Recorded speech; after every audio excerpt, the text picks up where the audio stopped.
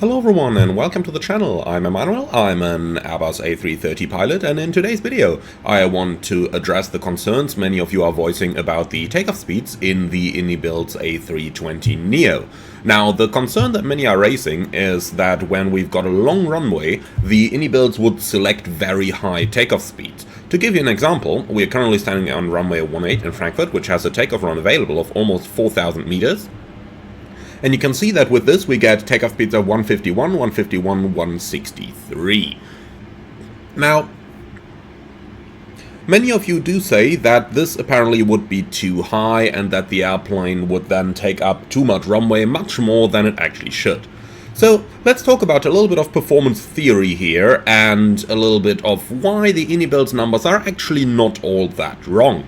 So we're going to start by having a look at a comparison that I calculated using the real-world Airbus performance tool. Now, rest assured, this is for the A320ceo with CFM56 engines, so it is not the same aircraft, but it gives us a rough idea of what about flex temperature and takeoff speeds would look like. Now, I don't claim that these should be the exact numbers the iniBuilds should calculate, don't get me wrong there, but this is a rough idea of a calculation for an A320 type aircraft. Now you can see we're getting a flex temperature 67 and a V1 range between 129 and 142, rotation at 42 and V2 at 142.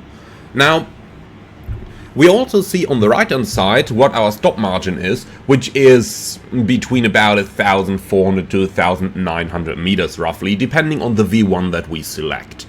So now with these in mind, let's have a look at the iniBuilds numbers once again. You can see we got numbers that are quite a bit higher. But first of all, what do these higher numbers actually mean when it comes to checking out our performance? Now, the higher V1 obviously means that we can reject the takeoff at a later point. Now, V1 is limited by several different factors. I'm not going to talk about all of those, but the simple version is the higher the V1, the less the stop margin that we have at the end of the runway. Now, V-rotate is obviously limited by V1 at the lowest and V2 at the highest. So if VR matches V1, as in the example that we have over here, there's nothing wrong with that, that's correct. Next up we have V2, which is 153. Now V2 obviously limits both VR and V1. V1 cannot be greater than V2, and they do comply with this rule. Now, in general, if we select higher takeoff speeds because we have sufficient runway length available, then in case of an engine failure, obviously if we have to reject the takeoff just prior to V1, let's say for example at 150 knots, if an engine failure happens, we have to reject the takeoff, then the margin at the end of the runway decreases. However, you could see from the previous calculation from the A320ceo that I have shown on screen, and here it is again, that with those takeoff speeds given over here, we have a stop margin if we select the maximum V1 of about 1,400 meters. That means there is plenty of stop margin available, even if we increase the V1 speed a little bit higher. Now, what's the effect of the higher V2 then? Now, you have to think of this as follows. When you take off with an airliner, then you are almost always going to be on the backside of the power curve. This means the slower you fly, the more thrust you need to get the airplane climbing. In other words, the faster you fly, the less drag you have, and the greater the climb performance of the aircraft. In other words, an increased V2 means that the aircraft is going to climb better. Now, obviously there are governing reasons for this. If we have a look into the 4 takeoff segments, then we can easily notice that we need to have a certain climb gradient in order to be legal to take off. And all we can assume in here is that the gradient calculated by iniBuilds for this V2 speed is going to be sufficient. We're going to put this to a trial, however, in a few moments, as we are first going to do a normal takeoff with the data calculated over here. Then we are going to do a second takeoff where we do an engine failure just about at V1. And then we're going to do another takeoff where we are going to do an engine failure just after V1 to see how the aircraft is going to perform. Now, a last word over here as to why there may be differences between the takeoff speeds calculated in one add-on and the takeoff speeds calculated in another. In general, takeoff speeds are not fixed speeds. There is always a whole range of those speeds available. If we look into the example in the case of my company's calculator that we see over here, then you can see that we have a takeoff speed range in regards to V1 between 129 to 142 knots. Now, it is a decision by the company to actually provide the pilot with that range. Another company might just make a decision that they don't want to provide such a range, but they will determine what V1 is going to be. All those rules set up by the company can be included in the takeoff performance calculator so that the pilots get exactly the result that the airline wants them to get. There are several different philosophies at play there. For example, one airline might determine to select a higher V2, another one might select a lower V2, and they all have different reasons for those, but in the end it comes down to the airline's performance department to decide on those reasons and then take the airplane flying like that. Alright, so now that we have discussed why the takeoff speeds that we see in the iniBuilds can absolutely vary with different takeoff runway length, which is completely realistic, let's go ahead and check out if the speeds provided actually do make sense in terms of that we can safely take off using those numbers. Okay, we're standing in Frankfurt, runway 18. Our engine out procedure is going to be straight ahead, climbing to 4,000 feet, and that's pretty much all we need to know for now. So, the brakes are released. Let's take off and see what is going to happen.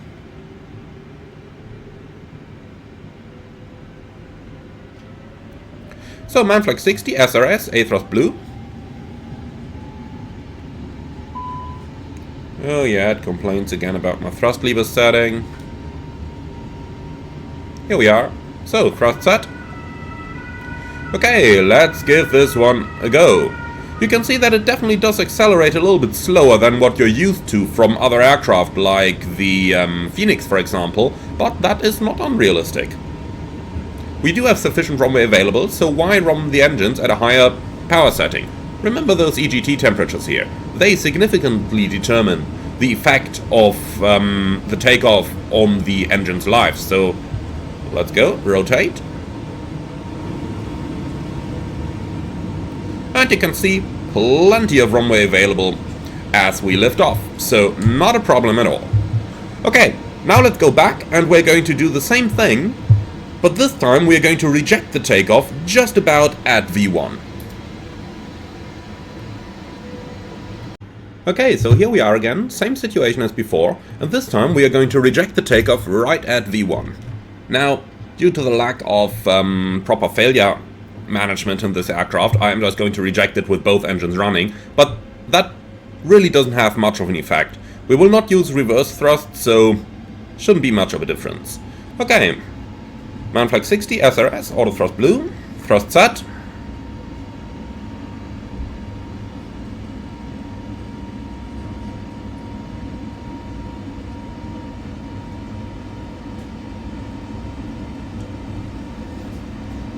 .100 knots, checked.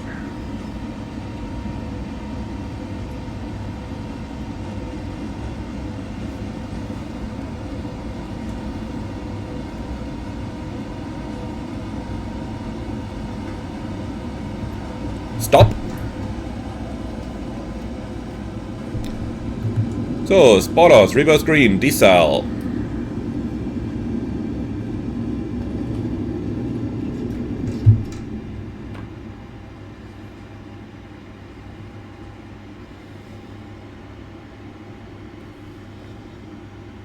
Okay, as you can see, once again, easy going. We are stopping well within the runway length we had available. So let's now do the third one.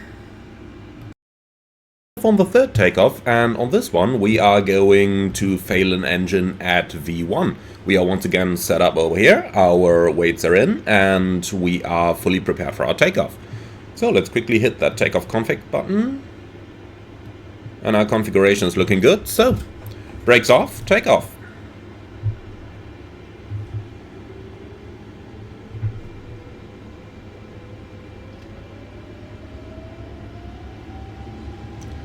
Manflex 60, SRS, auto thrust blue.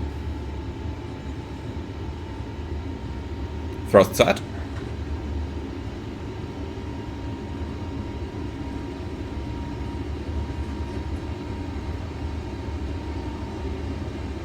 Once again, accelerating nicely down the runway. 100 knots, checked.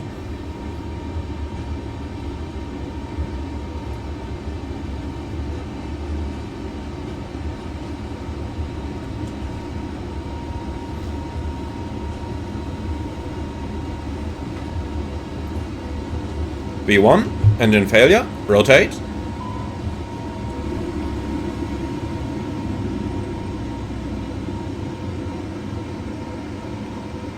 Positive climb, gear up. Too low, gear. Too low, gear. Too low, gear. So, as you can see, the airplane does comply with all the required performance. We passed the runway end at approximately 200 feet. We are climbing, not great, but this is about what you will get out of an airliner when you've got an engine failure. So, as you can see, there is no problem whatsoever, except with our GPWS, which we can just about switch off. So, apart from that, the airplane is flying perfectly fine. It's complying with all the performance data that we have to comply with. And well, let's just add one bonus takeoff over here, where we are going to go onto an actually rather short runway, just to verify that the iniBuilds performance actually does work on shorter runways as well. So let's go over and have a look. We're in Dortmund this time, 2000 meter runway, as we can see in our EFB over here. I did do my best to line it up as good as possible, so we have as much runway available as possible. And well, using the same takeoff data, we this time get a flex temperature of 50 degrees, takeoff speeds 130, 130, 134. Now, as we discussed towards the beginning of the video, the lower takeoff speeds are absolutely expectable. And well, from here, let's see how the airplane is going to fly. Most certainly, we are going to notice when we fail an engine at V1 that we will need a lot more rudder and will have quite a bit more control difficulty than we would have at the higher V2 that we had in Frankfurt. And that is actually going to be a pretty nice demonstration as to why the higher V2 may certainly be the better option.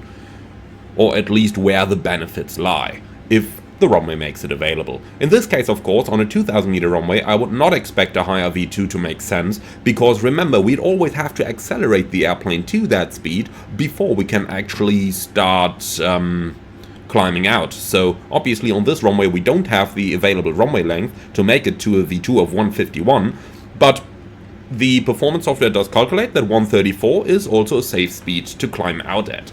Alright, so let's go ahead and give this one a go. The parking brake is released, but I'm going to manually hold the brakes to let our thrust increase, so that we really have the most performance available here. Okay, Manflex 50 SS runway, A thrust blue. Brakes are off. Thrust set.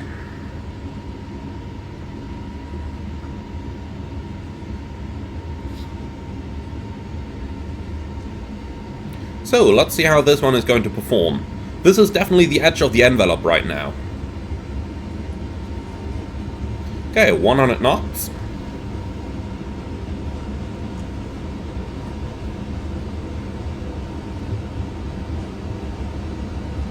V1, rotate.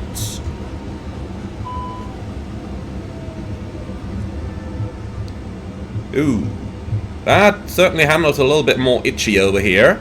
Okay, a positive climb, gear up. Too low, gear. So we passed the runway end at about 30 feet. Too low, gear. Too low, gear. And climbing it out over here does get a bit itchy. But of course, remember, you can always just go toga on the remaining engine, and that should provide us with a little bit extra performance here. Let's see if we can make it across the light poles. Well, you can see this is already getting rather interesting, getting the airplane out. Alright, so. Well, and now it went in alpha floor and gave us thrust on the other engine. Okay, that basically invalidates the rest of our results. But you can see how basically the software didn't seem too wrong. Now, a little bit more performance on the climb out would have been nice. But apart from that, this is basically where we're going with this. Alright, let's just get rid of that silly warning here. Okay, so overall, our tests have shown that the performance that we saw on the iniBuilds is not actually too incorrect. Now, the takeoff in Dortmund was a little bit itchy. I'm sure that, you know, the quality of the joystick and stuff like that, I couldn't steer it as precisely. You could see how the nose came up rather rapidly there, which of course creates additional drag. All of that had a little bit of an impact, but overall, our rate of climb was, I would say, approximately correct. This was really about in the range of what I would have expected. And, well, in my opinion, the iniBuilds A320neo does perform pretty much as I would expect an airplane to perform. Now, all of that said, flight simmers do seem to have a tendency to think that takeoff speeds are always just a certain one set speed. That is of course not the case. As I've explained in the beginning of the video, airlines have an incredibly huge number of options. Okay, thank you very much for this right now. Airlines do have an incredible number of options there of what they can choose from for their flights, and therefore one airline might get completely different options than another. But different speeds like that, in my opinion, completely acceptable, completely realistic. I don't see anything wrong with it. And that's going to be the verdict of this video. So thank you very much for watching, everyone. I do hope that you found this one interesting. If you did, be sure to let me know in the comments below. I'm looking forward to your feedback, as always. Thank you for watching. If you're up for more, don't forget to like, comment and subscribe. And if you really love what I'm doing, I would appreciate a small donation through the Buy Me Coffee link in the video description below. Thank you for watching, and see you all again on the next one.